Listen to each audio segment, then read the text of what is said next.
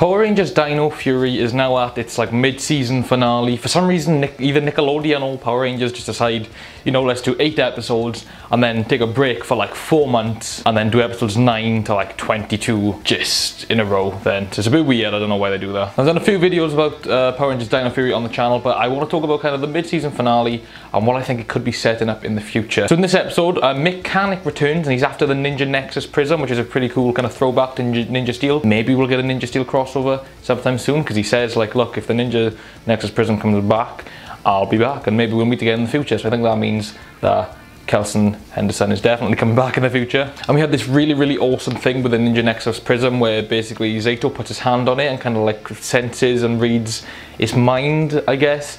And we see that the Morphin Masters for every team of Rangers have just been watching over just everyone. When the Dino Fury Rangers got their powers, they were watching. When the Beast Morphers Rangers had their powers, they were watching. Every time a team of Rangers has done anything, the Morphin Masters have been there watching, which kind of opens up an explanation to a lot of things. So for example, when Steel comes back and it's the Morphin Grid bringing Steel back, Morphin Masters. When the Meteor was sent to Earth with the red power coin in, sent by the Morphin Grid, the Morphin Masters. See, Power Rangers, it's not hard. You're doing it. You're giving us explanations for things.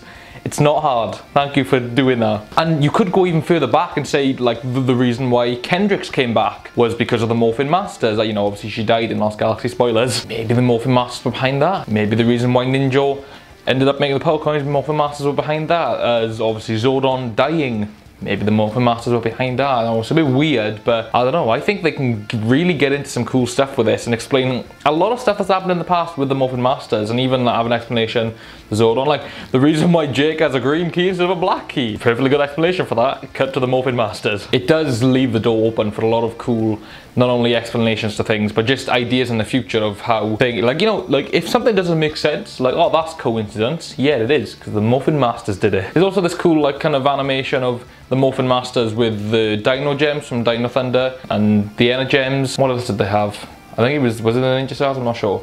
Well, actually, that's what I want to talk about. So the Ninja Nexus Prism came to Earth again, so it's been flying around the galaxy, came back to Earth for whatever reason, went to the ocean, and then was like, okay, I'm done here, and left. And the Gold Ranger's Megazord in this season is like I don't know the name, but it's basically a water dinosaur. It's like a big Godzilla type shark thing, I don't know, I'm not sure. So maybe that's what the Nexus Prism was doing there, looking for the Gold Ranger key. Because the Gold Ranger has now officially been announced and will be joining Power Rangers Dino Fury in the near future. Can't remember the Ranger's name.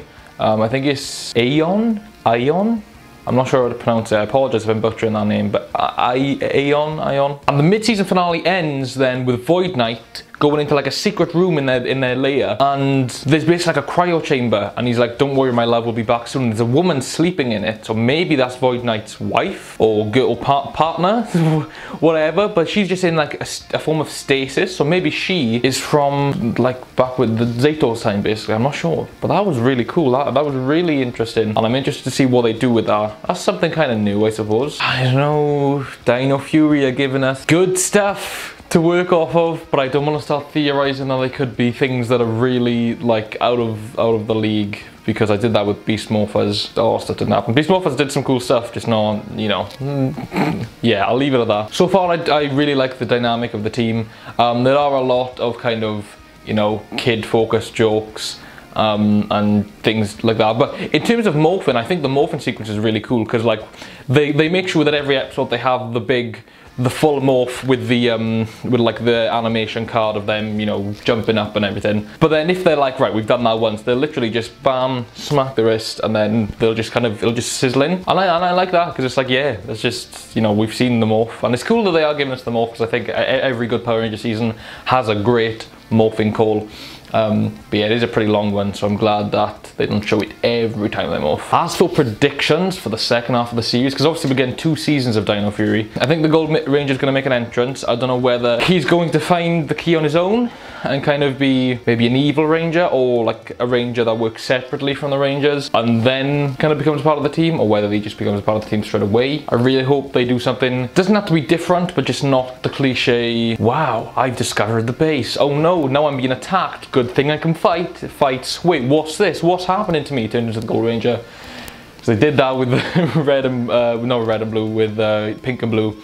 And yeah, but yeah, I really have no idea what they're gonna do, what the next step is, because they've given us some really nice groundwork, given us some nice foundations. When Power Rangers have done that in the past, I've started to theorize and it hasn't gone well, so I'm just gonna hope that they do something good with it and leave it at that. What do you guys think of the first 8 episodes of Power Rangers Dino Fury? I really enjoyed them so far. I think they're really, I've had a good time with them. I really hope that the rest of season 1 brings great things and season 2 is even better. Thank you guys so much for watching this video. If you did enjoy, we have many other videos just like this on the channel, so be sure to check them out. We upload every Wednesday and Saturday at 6:30 PM British Standard Time. Thank you guys, and I will see you all very soon. Goodbye.